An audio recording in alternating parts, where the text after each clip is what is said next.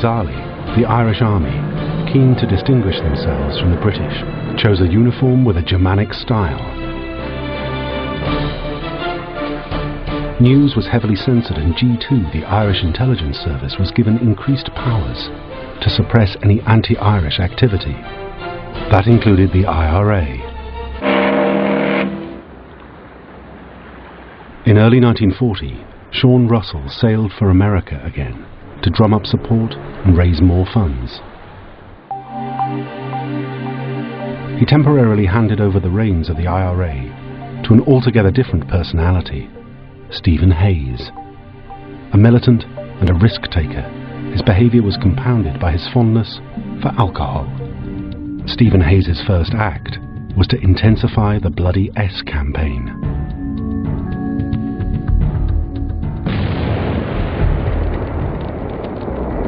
On the 6th of February 1940, explosions occurred simultaneously in London, Birmingham and Manchester. The plan was a very ambitious plan to cause a huge level of disruption in Britain, with bombs in public places, in places like cinemas, and in smaller targets like letterboxes, for example, and public lavatories, but also then bombs on railway lines and at power stations to effectively try and seriously disrupt life in Britain.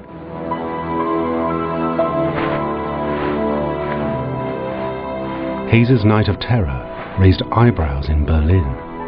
The Nazis were becoming concerned about the S-Plan's lack of focus. They wanted the IRA to concentrate on military targets in Northern Ireland, but Hayes and O'Donovan seemed more interested in plain terror.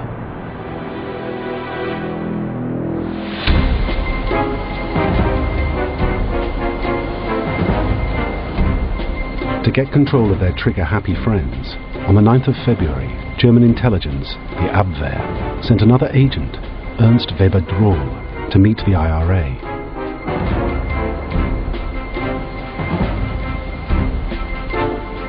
A former circus strongman, Drohl landed in Killala Bay, County Sligo, on board submarine U-37.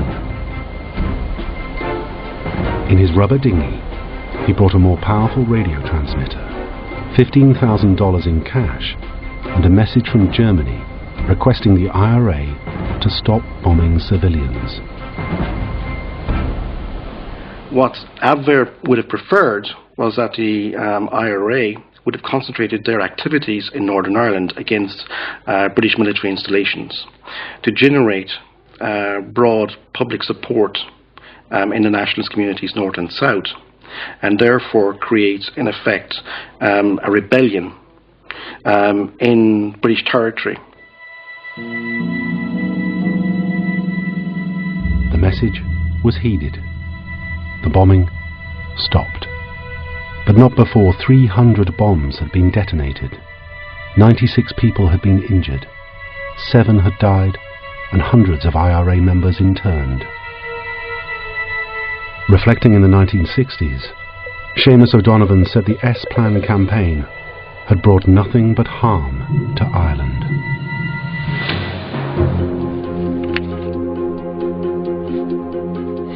Now the unpredictable Stephen Hayes knew that if he wanted Nazi support for his war, he would have to try a different approach. So he decided to offer the Germans something entirely new. He ordered one of his men, Stephen Held, and the Nazi spy, Oscar Faust, to deliver a plan he'd been working on. Faust and Held took the plan to Berlin, where it received an immediate response.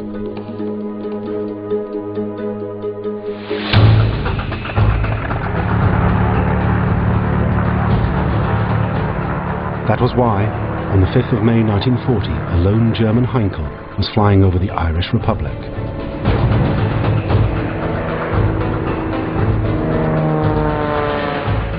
And on board was a man known to the British intelligence as the Flying Spy.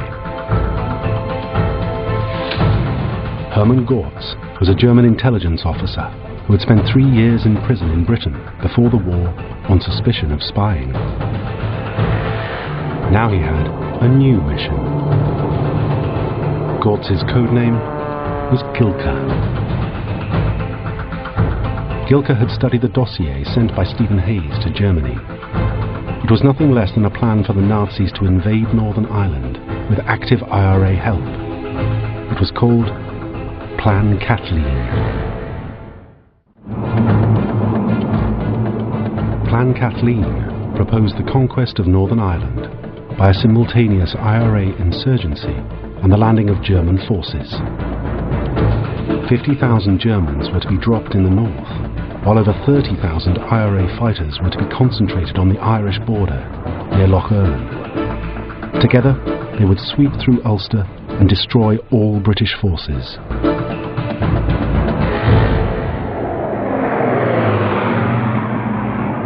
On the 5th of May 1940, the weather over Ireland was poor. According to his post-war statement, Herman Gortz was supposed to land in Northern Ireland. In fact, he touched down about 80 kilometers to the south. During the descent, he lost his radio transmitter and the shovel he'd been given to bury his parachute and uniform. But to his credit, he marched for 5 days to an agreed rendezvous point, even asking the police for directions, still wearing his uniform. Seamus O'Donovan met him and spirited him away to a safe house.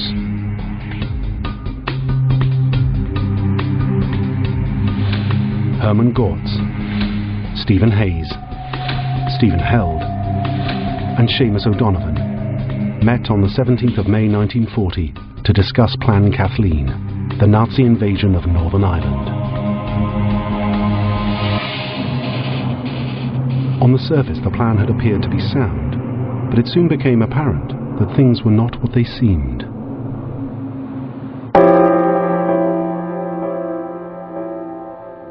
Hayes had exaggerated the IRA's strength. Instead of the promised 30,000 men, there would only be 5,000, and most of them would be unarmed.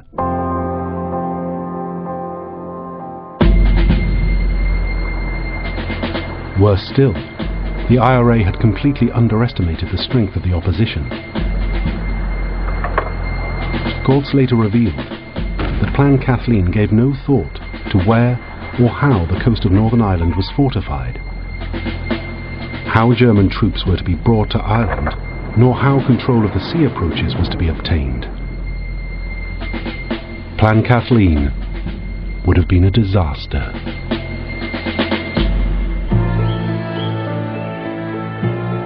After the meeting, Gortz thought long and hard about whether or not the plan could be saved. 5 days later, while he was out gathering intelligence, the Irish police raided the safe house.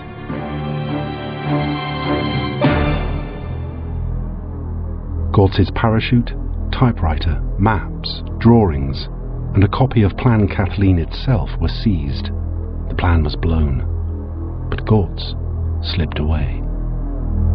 However, though Plan Kathleen was dead, the invasion of Northern Ireland was still very much alive.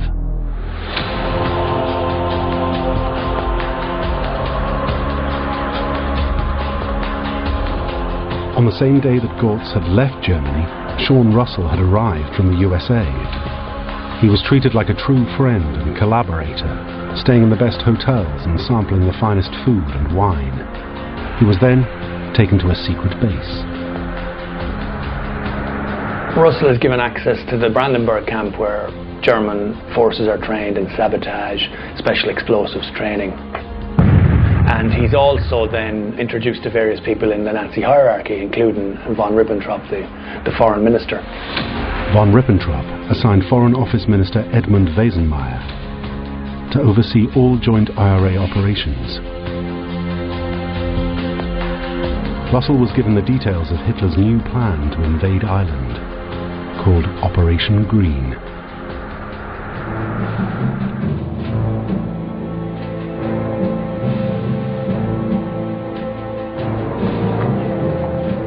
Operation Green was to be carried out in conjunction with Operation Sea Lion, the invasion of mainland Britain. It aimed to tie up British troops stationed in Northern Ireland who might have been sent to reinforce the southern English coast. It would also prevent Ireland being used as a refuge for evacuating troops and would provide a staging post to the Luftwaffe forces to attack northern England. It is not known what role the IRA would have played in Operation Green, though Sean Russell had that information. On the 7th of August, he took it with him to Wilhelmshaven to board submarine U-65. It left Germany for Ireland the next day, but during the trip Russell fell ill and died, it is thought, from a burst ulcer. He was buried at sea.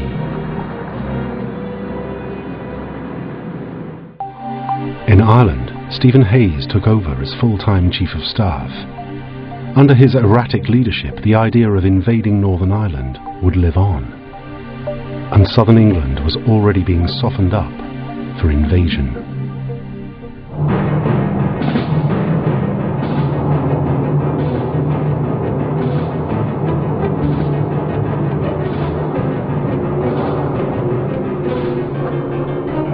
The Battle of Britain was raging.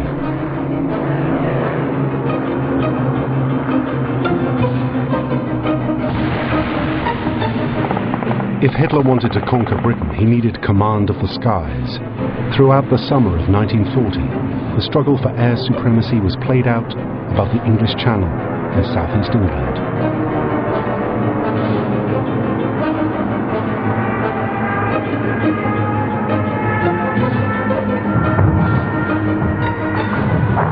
But on the 15th of September, the Royal Air Force inflicted such damage on the Luftwaffe that Hitler postponed his invasion plans.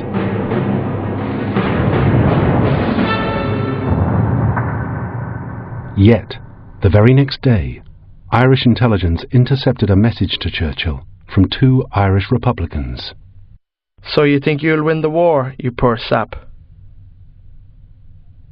The IRA were not about to give up, and nor yet was Hitler.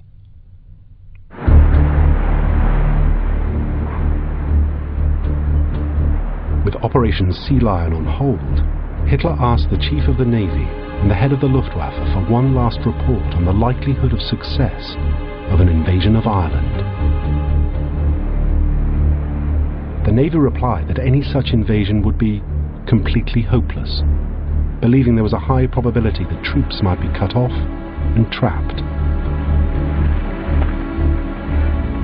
Operation Green was cancelled, and then without warning, Ireland itself became a German target.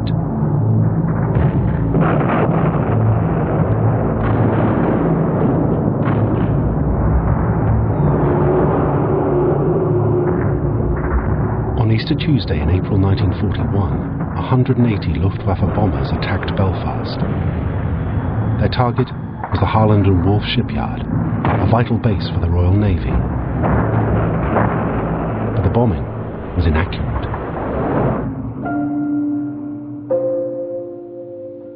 Over 1,000 died, and half the city's housing was destroyed. Even Ireland's Prime Minister, Eamon de Valera, was outraged and sent 13 fire tenders to the city to help. In the dark hours that followed, the whole of Ireland was united for the first time in decades. Maybe de Valera felt guilty, having discovered that the Luftwaffe used the unblacked-out Dublin to Belfast railway to navigate to their target. But then Dubliners too looked up into the night sky and heard the drone of approaching aircraft. Unidentified warplanes dropped bombs on several occasions in different parts of neutral area. The bombs were subsequently proved, of course, to have come from Germany.